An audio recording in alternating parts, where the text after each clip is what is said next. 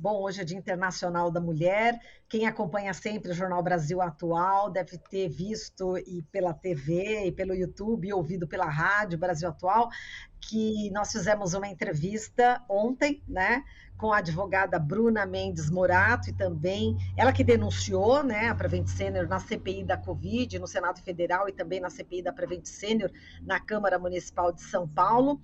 E ganhou bastante repercussão essa entrevista. Nós tivemos aí a participação da Tânia Mandarino, do coletivo Advogadas e Advogados pela Democracia. Aliás, ela que escolheu a Bruna, né, estendendo a mão para a Bruna nessa ciranda de sororidade, para falar sobre o fato, né, dela ter sido condenada a pagar R$300 mil por danos morais à operadora aí de saúde, a Prevent Senior, né?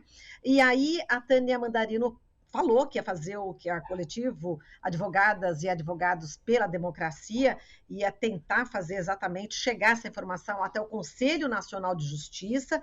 E o que ela fez? Ela fez uma nota, né, em apoio justamente a Bruna Morato, nota em apoio à advogada, com encaminhamento de pedido de providências ao Conselho Nacional de Justiça.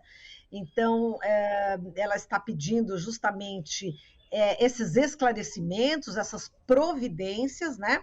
E, inclusive, está citando aqui o nome do juiz, né? Gustavo Coube de Carvalho, da 5ª Vara Civil do Fórum Central de São Paulo.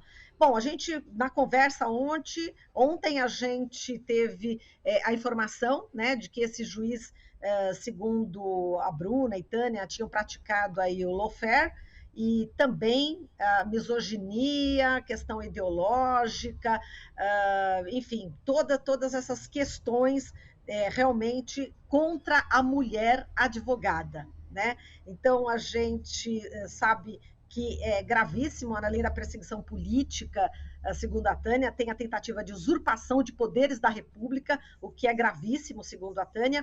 Então, já está aí nos chats da Rádio Brasil Atual e da TVT, nós já temos aí o link para você assinar essa nota. Eu já assinei, né? Já está tudo certinho, já assinei já de madrugada, a Tânia já me mandou na madrugada mesmo de hoje, e está ali, ó, nesse 8 de março de lutas, assine a nota em apoio à advogada Bruna Morato, eu pedido de providências ao Conselho Nacional de Justiça. Está aí o link, e a gente pode contar com a colaboração de vocês para assinar? Espero que sim. Bom, mas agora são 8h51, a gente vai conversar nesse momento com o Wagner Ribeiro, ele que é o nosso colunista, professor do Departamento de Geografia da USP, do Programa de Pós-Graduação em Ciência Ambiental. Oi, Wagner, seja bem-vindo, bom dia. Bom dia, Marilu, bom dia a quem nos acompanha, e por meio de você, saúde às mulheres, nesse importante dia de luta das mulheres. Muito obrigada, Wagner. Bom, e você justamente escolheu um tema muito interessante, né, que é o ecofeminismo. Eu queria que você falasse um pouco sobre esse termo, né, ecofeminismo. Parece que são vários ecofeminismos, mas enfim, vamos começar por esse termo, Wagner. Veja, Marilu, essa é uma tendência entre as tantas que nós temos no movimento ambientalista, que procura justamente uma associação com o movimento feminista, né? Eu tomei contato com essa corrente, tenho que confessar, em 1992, lá na Rio 92, nós tínhamos a reunião oficial, que eu também fiz parte, mas tinha também o fórum paralelo, né? E havia uma belíssima tenda chamada Planeta Fêmea, e naquele momento, então, estava ocorrendo ali diversas discussões, foi quando eu fui introduzido, né, a essa discussão muito interessante, que, de alguma maneira, Marilu, procura associar a devastação que o capitalismo faz da natureza com a dominação do patriarcado sobre as mulheres também, né? Isso para sintetizar bastante. Claro que há outras tantas correntes internas ao próprio movimento do ecofeminismo, né? Mas em linhas muito amplas se trata disso. Se trata de uma frente, portanto, né, de combate ao capitalismo e, ao mesmo tempo, de combate ao patriarcado e à dominação, à submissão que as mulheres, infelizmente, ainda sofrem, né? Então, ao mesmo tempo, é evidente, né? Nessa visão do ecofeminismo, ações que são praticamente, né, são desde sempre, né, tomadas pelas mulheres, elas acabam se tornando também um parâmetro, uma medida para um novo olhar sobre a natureza, né? Em especial, o cuidar. Eu estava vendo a belíssima entrevista que você fez agora com a Larissa e com a Juliana, se me lembro bem, né? E realmente essa questão do cuidar, que historicamente está vinculada às mulheres, né, ela acaba também sendo importantíssima nessa maneira de olhar a natureza, ou seja, a exterioridade contraposta à interioridade da consciência. Como é que nós olhamos aquilo que está para além da nossa consciência? É necessário ter um olhar do cuidar. É claro que nós temos já, felizmente, né, uma preocupação com o cuidar, inclusive uma discussão que transcende, né, a própria condição da mulher, né, passa pela questão da velhice, pela questão da infância, enfim, temos aí uma economia do cuidado já hoje que está posta, que é muito importante, mas é uma das matrizes, sem dúvida, do ambientalismo, né, especialmente do ecofeminismo, que tem aí já uma importante tradição de luta. Né? Isso começou nos anos 70 do século passado, e pouco a pouco foi avançando, inclusive a chegar num debate teórico bastante estimulante, aí, com algumas correntes no interior do movimento. Exato. Aí a gente lembra da Vandana Shiva, não é isso? Exatamente, era uma das grandes lideranças, né? Junto com a Wangari Maathai também, que é a queniana, a Vandana Indiana. de indiana, né? São duas grandes referências muito importantes, né? E que, de alguma maneira, no caso da Vandana, né, trazendo aí um livro que eu gosto muito, chamado Monoculturas da Mente, né, ela procura mostrar como que nós devemos ter uma mente mais aberta, né, não ser colonizado com uma visão apenas externa, especialmente dos países centrais, para olhar a vida, a natureza, inclusive. Né? Então, essa ideia de você ter uma pluralidade de visões passa fundamentalmente também pela singularidade de cada ser no mundo, associado aí à condição, especialmente no caso das mulheres, né, a condição feminina, que traz, sim, né, alguma especificidade muito importante. E aí eu concordo com a Larissa, os homens não entenderam nada ainda, Marilu, estão perdidos. Né? Alguns lúcidos estão, assim, digamos, um pouco mais perdidos que outros, né? Mas não estão entendendo de fato, né, o que está acontecendo. Eu acho que é de fato uma grande mudança que está por vir, e pouco a pouco a gente espera, né, criar novos pactos, né, novos acordos aí para a organização da vida. Eu acho que essa é a grande questão que está posta, e sem dúvida as mulheres estão na frente em várias questões. Né? Não vai dar tempo de enumerar aqui, mas inclusive na questão ambiental, né?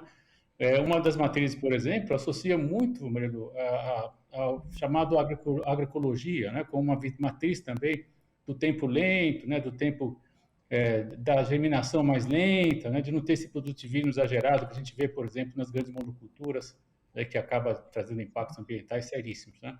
Então, há, sem dúvida, uma das correntes justamente associar ao ecofeminismo, por exemplo, a chamada agroecologia. Enfim, aí tem algumas possibilidades de interpretação, e é uma literatura muito rica para quem quiser conhecer mais, tem muita coisa interessante nesse campo de análise de estudo também.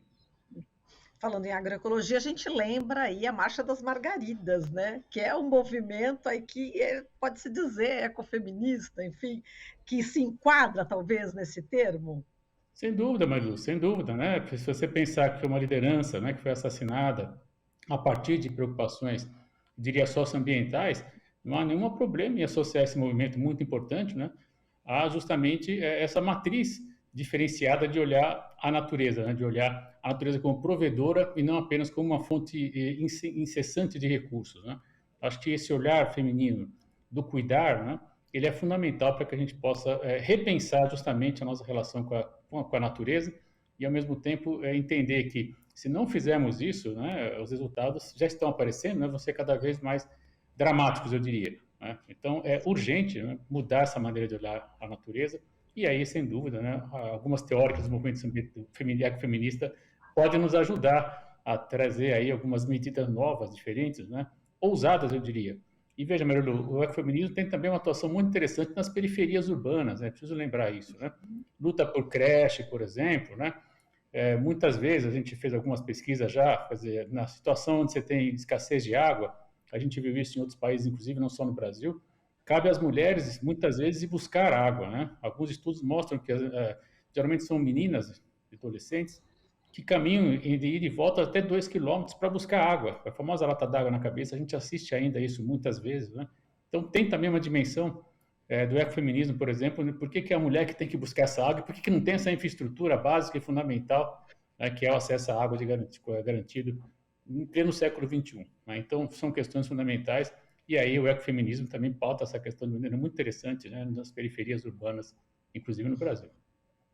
E no norte do país, né, a gente tem também mulheres muito ativas em relação também a essa questão do ecofeminismo. Apesar, tem pessoas que são mulheres, né, que são ecofeministas, mas nem sabem que são ecofeministas, né? Mas no norte do país, em especial, a gente tem várias mulheres atuando nessa linha, né, Wagner? Veja, Marilu, um movimento que eu acho muito interessante é o encontro, né, que as mulheres indígenas realizam, acho que a cada ano, justamente, aí você tem, né, uma predominância de mulheres indígenas do norte do país, e são, de fato, muito empoderadas, né, e trazem claramente essa discussão, embora no imaginário de alguns povos originários, a separação homem-mulher ela não é tão clara como acontece, por exemplo, no Ocidente, né?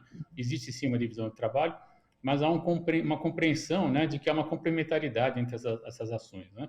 Não uma relação de dominação, muitas vezes, que está posta, infelizmente, na visão mais ampla, digamos assim, que está difundida pelo Ocidente. Então, de fato, você tem, sim, né, muitas lideranças indígenas que acabam sendo, sem saberem, às vezes, né, e também não estão preocupadas, tem um rótulo a mais, mas que tem uma prática importante, né? E essa é uma questão muito bacana que você está trazendo, Marilu, porque, de fato, as ecofeministas mais autênticas, né, elas não estão preocupadas em criar uma corrente teórica, né? Isso sou eu que estou na academia, etc., né? Mas elas estão preocupadas com uma prática, de fato, que leve a uma transformação importante, né, na relação com a terra, na relação com a exterioridade. Isso implica em qualidade de água, qualidade de ar, enfim, distâncias menores para serem percorridas para deslocamento para o trabalho, mais tempo para ficar com a prole, por exemplo, né, com convívio familiar, com quem precisa de cuidado, enfim. É, de fato, uma renovação bastante radical e importante, que eu acredito que as mulheres têm, sim, um papel destacadíssimo, e estão à frente em algumas questões, né? Acho que os homens, como dizia há pouco, não estão entendendo o que está acontecendo, e eu espero que a gente possa aí reconstruir, repactuar um convívio interessante e importante, né? Afinal de contas, são todos seres humanos, antes de mais nada, e temos aí as nossas demandas próprias e coletivas para serem resolvidas. Muito bem, Wagner Ribeiro, professor do Departamento de Geografia da USP, do Programa de Pós-Graduação em Ciência Ambiental, muitíssimo obrigada, um forte abraço e até semana que vem, Wagner. Até lá, Marilu. Você acabou de ouvir Jornal Brasil Atual. Movimentos sociais, política, direitos humanos, economia, mundo do trabalho, cultura e prestação de serviço. Jornal Brasil Atual. As notícias que os outros não dão.